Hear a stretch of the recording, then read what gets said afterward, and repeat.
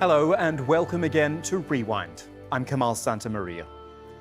Here on Rewind, we're revisiting our extensive documentary archive to bring you some of the best and most influential programs of the past decade, as well as news of how the story has moved on since.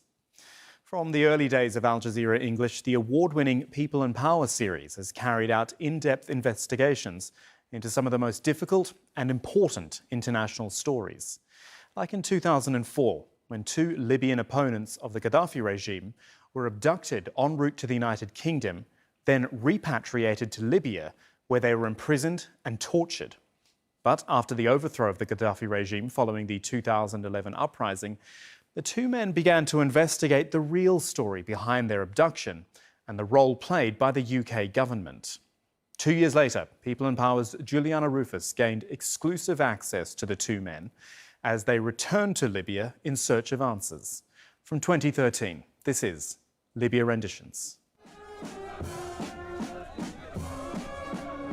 This is a funeral in Tripoli's Martyrs Square for 3 Libyans who died as part of the resistance against Colonel Gaddafi's regime.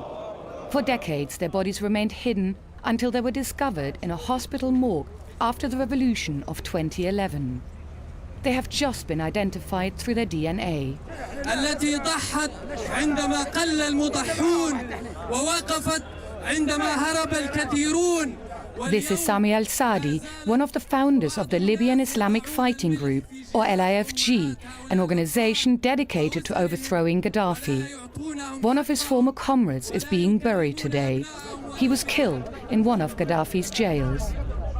Al-Saadi himself spent 6 years locked up in Tripoli's notorious Abu Salim prison. في بعض سنوات السجن كان السجن فيه سياسة التجويع. أحيانا بعض السجناء يخرجوهم للشمس هنا يأكلوا من العشب هذا من الجوع. One of al-Saadi's fellow inmates was Abdel-Hakeem Belhaj, who was head of the LIFG. This beautiful house for Sheikh Sami. I wrote this poem يقول ولعل ما تخشاه ليس بكائن ولعل ما ترجوه سوف يكون.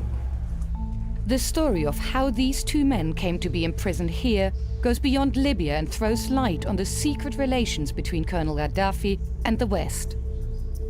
Al-Saadi and Belhaj alleged that it was due to British intelligence that they were forced onto covert CIA flights and delivered into the hands of Gaddafi's torturers, a process known as extraordinary rendition. And uniquely, they have proof of this. When the rebels came to Tripoli, they ransacked all sorts of buildings, such as this one, associated with Gaddafi's old regime. It was in the office of spy chief Musa Kusa that they found a stash of documents which revealed in startling detail the collaboration between British and Libyan intelligence services. Today, these secret documents form the basis of a lawsuit against the British government.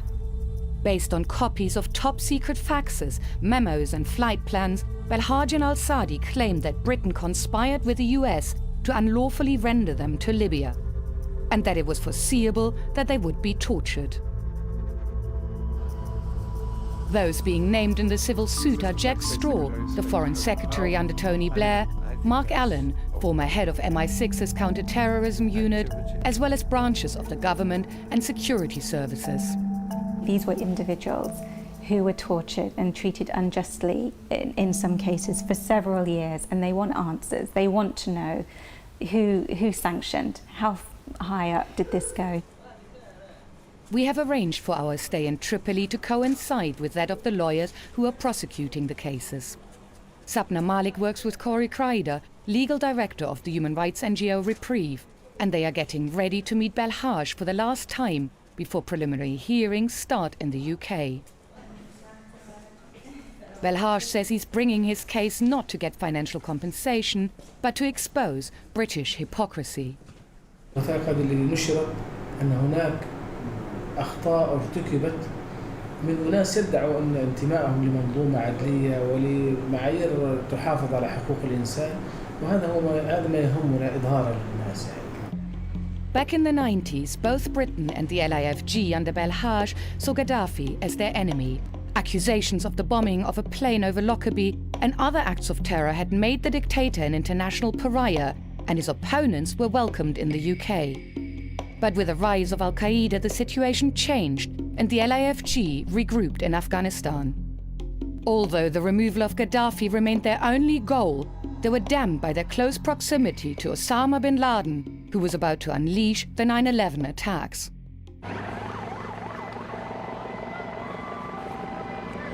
If you were a North African despot, say, like Gaddafi, you were just rubbing your hands with joy because you knew that all you needed to do to get significant Western money, technical support, assistance in oppressing dissidents in your country was just tar them with a brush of affiliation with al-Qaeda. Gaddafi seized the chance to rehabilitate himself by offering to destroy his stocks of chemical weapons. In return, the West saw a chance to get involved with Libya's immense oil reserves. It could be a win-win situation for both. The losers were the LAFG, who were banned worldwide as terrorists. When we meet Belhaj again, he completely distances himself from al-Qaeda. على العكس تماما أنا ومجموعة الجماعة الإسلامية المقاتلة لم نكن في يوم من الأيام على وفاق فكري مع تنظيم القاعدة. نحن ندين كل هذه الأعمال سواء كان استهداف المدنيين، استهداف الناس الذين لم يتوجهوا إلينا بحرب ولا بأذى. كان لنا هدف واضح وهو كما أسلفت هو الإطاحة بنظام قذافي وتخليص ليبيا. By 2004, Belhaj was in hiding in China, where he felt he was coming under surveillance. A go-between gave him news that he could seek asylum in the UK. But on their journey to Britain, Belhaj and his wife were detained in Malaysia for having false passports. According to their lawyers, it's here that the secret documents found in Tripoli begin to chart the British government's involvement in their unlawful rendition. Which are the key Tripoli documents that are relevant to your case? Well, those start with what appears to have been a fax sent from the UK intelligence services, which tips off the Libyans that, along with his wife Fatima Belhaj, who was also known by the pseudonym Abdul-Saadi, was being held in a Malaysian detention centre. Eventually, Belhaj and Fatima were told they could travel to London. But by now, the CIA too had got involved. It's a fax from the CIA to Libyan intelligence which reveals the role the agency is about to play. The fax announces that Belhaj and his pregnant wife Fatima are about to be put on a flight from Malaysia to London, which crucially has a stopover in Thailand. We're planning to arrange to take control of the pair in Bangkok, the Americans write, and place them on our aircraft for a flight to your country. At the CIA black site in Bangkok, Belhaj was subjected to interrogation, beatings and sleep deprivation. He takes us to his home to meet his wife and the son with whom she was pregnant during her abduction. This is Fatima's first filmed interview.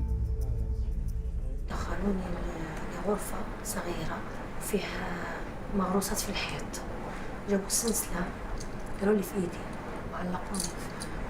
قعدت يومين تقريبا، آخر يوم بيجوا يرفعوني، جابوا سرير حطوني فيه ولفوا علي كلي من رجلي لفوق وضربوني باري ما عرفت بتاع شنو. جا واحد ضربني بطني وأنا حامل، قعدت نبكي فخافوا داروا لي إبرة. After 2 days, the couple were put on a CIA plane, this time headed for Libya. 3 weeks after Belhaj arrived in Libya, the British and Americans collaborated again in rendering al-Saadi, also known as Abu Muntir. He was abducted in Hong Kong with his wife Karima and their 4 children, aged between 6 and 12. Sami, who suffers from diabetes, collapsed during the flight. The children thought he was about to die, so it was just utter horror and fear. And then when they arrived in Tajura, both Sami and Karima were hooded with black hoods, and again, suddenly Karima thought that they were being taken to their executions. For Belhaj, the key thing is that it was the facts from Britain's MI6 that started the ball rolling. Indeed, the UK agency was keen to point this out to the head of Libyan intelligence. This is the fax in which Sir Mark Allen, head of Britain's MI6, congratulates Musa Kusa on the safe arrival of Belhaj in Tripoli and says this is the least we could do for you. In the very same document, he also writes about the preparations for Tony Blair's visit to Libya and suggests for Gaddafi to meet him in his tent. I don't know why the English are fascinated by tents, he writes. The plain fact is that the journalists would love it. And that's exactly how it happened 1 week later. The man once called the mad dog of the Middle East had managed to get accepted back into the international community. You're looking well. On the very day of Blair's visit, Anglo-Dutch Shell announced a $1 billion deal for gas exploration rights. Shortly after, Mark Allen, filmed here giving a talk, left MI6 and became an advisor to BP. He was part of the team which in 2007 secured a $15 billion drilling contract in Libya. To Corey Kreider, these connections are more than just coincidental. I think it's pretty clear that it was an under-the-table part of this deal that was made in 2003 and 2004 to sort of bring Gaddafi back in from the cold, if you will, welcome him into the community of nations, get the oil flowing again. But there was until now, there was a secret part of this deal where he basically said, can you deliver me these very, very senior dissidents? And they just said, sure, no problem. Blair's Foreign Secretary, Jack Straw, who oversaw external intelligence, has described such ideas as conspiracy theories. When allegations started to be made about British involvement in renditions, he denied them outright. There simply is no truth in the claims that the United Kingdom has been involved in rendition. Full stop, because we haven't been. But Belhaj and al-Saadi beg to differ. They say that when they arrived in Libya, Gaddafi's spy chief Musa Kusa bragged about his collaboration with Western intelligence. في الأول يوم وصلت جاء عرفني بنفسه ثم من الكلام اللي قالوا لي قال لي إن الدنيا الآن أصبحت صغيرة. يعني في الأول كنتم أنتم في الخارج ولا نستطيع أن نصل إليكم في بعض البلدان، لكن الآن نستطيع أن نقيم التليفون ونتصل بالMI6 ولا بالCIA ولا يعطونا آخر المعلومات عنكم يعني، فما فيش وين تهربوا الآن. Belhaj and al-Saadi claim that the British and Americans knowingly delivered them into torture or worse. They show us the courtyard in Abu Salim prison where the biggest massacre of Gaddafi's rule took place. A protest by inmates in 1996 led to a staggering response when security forces corralled them into this space. مجموعة من فوق يبدأ الرماية مجموعة وجهك للبيت تجهز كده وتجي الرماية في الظهر. Over 1,200 prisoners were killed within 2 days. 2 of them were Sami al-Saadi's brothers. And torture, as seen in this disturbing footage found after Gaddafi's fall, was routine while Belhaj and al-Saadi were inmates. They said Libyan interrogators repeatedly subjected them to similar treatment for information that would link them or others to al-Qaeda. They tell us that even foreign agents questioned them, including British ones, who wanted information on dissident Libyans in the UK. On one occasion, Belhaj was left alone with them. أنا استغلت الفرصة وبدأت أشرح لهم واقع السجن بلغة الإشارة. قلت لهم أن في هذا السجن نتعرض إلى تعذيب، إلى ضرب وإلى تعليق. يعني أومأت لهم بيدي أن نعلق هكذا، ونحن نعيش في حالة من الضيق. السيدة التي كانت ترأس الفريق قالت لي برأسها أنا فهمت، والذي كان إلى جوارها. But nothing changed, and Gaddafi's men continued their interrogations into Belhaj's contacts. أحيانا يؤتى لي بمحضر سين وجيم، يعني سؤال وجواب مكتوبة، ثم أجبر على التوقيع. كانت تذكر لي أشخاص أو شخصيات أسماء، ويقولون أن هذه الشخصيات قد دعمت بعض الأنشطة المسلحة، وهم أناس ليس لهم علاقة بانتساب لا لتيار ديني ولا مجرد أناس يعني ربما يكونوا رجال أعمال أو ناس لهم موقف من النظام القذافي. أذكر أيضا أن العديد من الأسماء، يعني أسماء أعضاء الجماعة الذين كانوا بالخارج أو حتى المتعاطفين مع الجماعة ليسوا أعضاء منتمين فعلا، We've managed to track down one of the Libyans living in Britain who Belhaj was so frequently interrogated about. In fact, he is now back in Libya and he works here in the General National Congress. Ziad Hashim manages the office of the president. He was in China with Belhaj, but just before Belhaj got rendered, Hashim and his family won asylum in the UK. He may have avoided ending up in one of Gaddafi's prisons, but within a year he was inside a British one.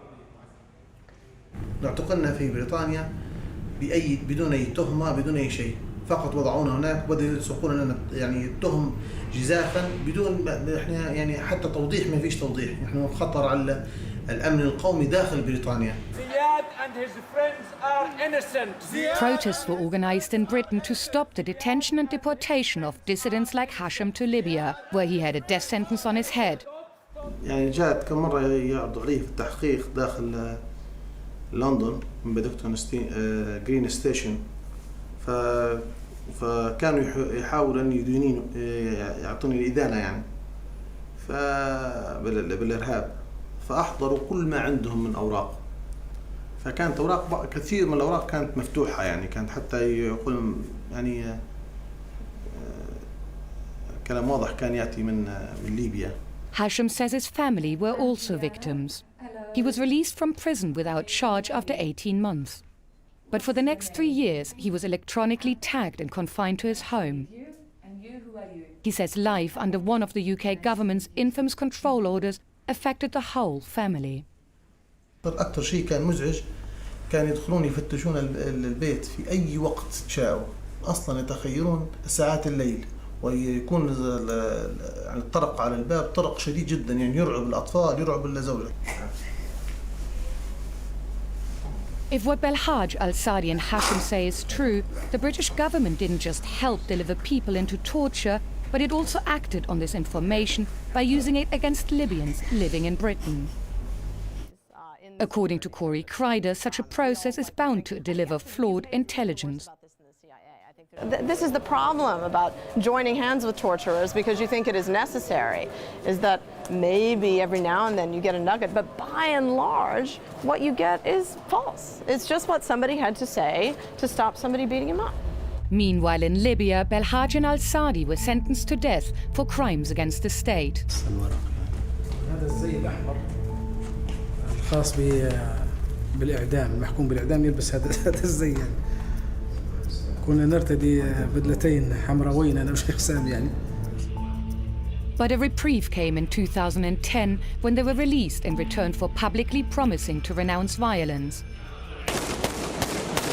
It was just in time for the revolution that would topple Gaddafi. Sensing the fall of the dictator, Britain turned yet again. Mr. Speaker, it is clear this is an illegitimate regime that has lost the consent of its people, and our message to Colonel Gaddafi is simple: go now. The release of all the political prisoners in Abu Salim was one of the symbolic moments of the revolution.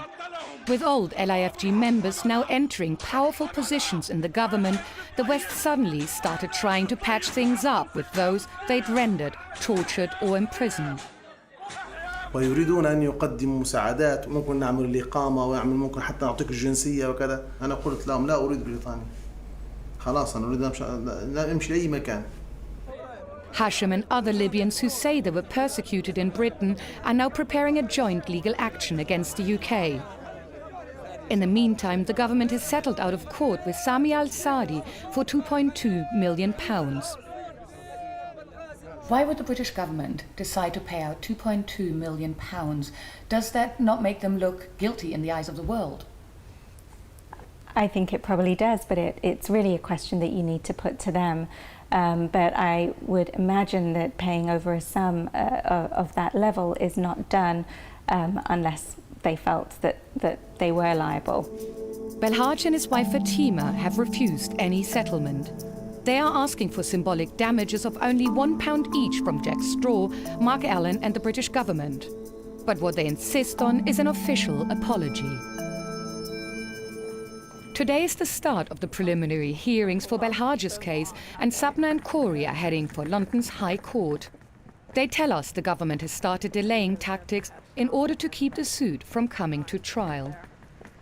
The government is arguing that that the courts shouldn't even deal with the case because the case involves other states as well as the UK. It means that if the UK alone tortured some individuals, the courts can deal with the case. But the moment they become involved with another state, they're arguing it's outside the court's jurisdiction. So it's pretty drastic. So how long are you expecting this case to take? We're talking years rather than months. We asked Sir Mark Allen and the relevant British government departments to respond to the claims made in this film. Sir Mark Allen did not reply to our correspondence. On behalf of the government, the UK Foreign Office said, "We are committed to ensuring that serious allegations about alleged UK involvement in mistreatment and rendition of detainees by other countries are examined carefully." They added, "The government has been clear that it stands firmly against torture and cruel, inhuman and degrading treatment or punishment. We do not condone it, nor do we ask others to do it on our behalf." That was Libya Renditions from the People and Power series back in 2013. And I'm pleased to say we're joined here in the studio now by the reporter on that investigation, Juliana Ruhfus. Nice to see you, Juliana. The documents, I want to ask you about those. You know, when you're finding exchanges between Gaddafi's spy chief and the British government, and I don't know that you're going to give away any secrets here, but how do you come across that sort of stuff? Where does it come from? They were passed around. Okay. Let me just say they were passed around. Yeah. But what was really extraordinary about reading through those documents was not just the detail that came out of them, but also the tone, because here was an exchange between, you know, the Sir Mark Allen, the counter-terrorism chief in British intelligence, and Musa Kusa, the Libyan spy chief. And it was really friendly and casual, and everybody was preparing for Tony Blair's visit to Libya, where he was going to meet Gaddafi and bring him back in the cold.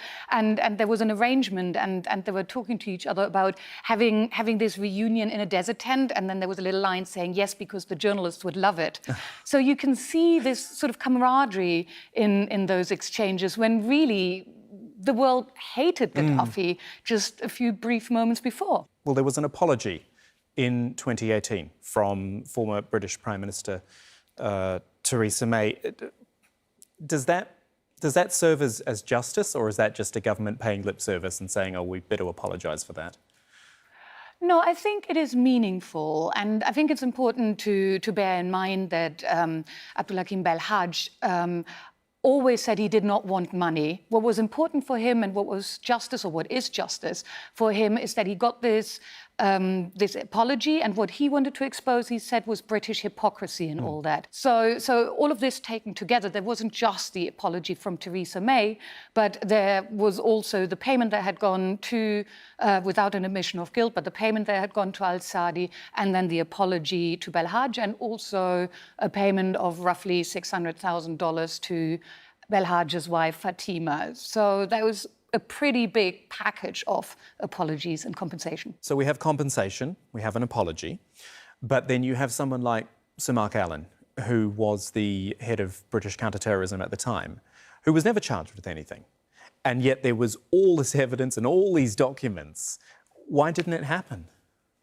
So yeah, that's actually really interesting, because on the one hand, you had this legal case brought by the victims, Belhaj and al-Saadi and their families.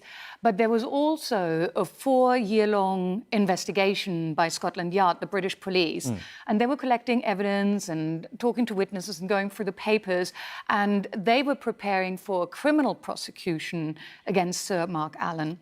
And this was then reviewed by the British Crown prosecution, the people who would have brought the case, the criminal case. And they felt that there was not enough evidence to successfully bring a case that would achieve a conviction. So it was dropped. So then, Juliana, given everything you've learned, everything you've read, the time that's passed since then, do you personally feel that justice was done in this case?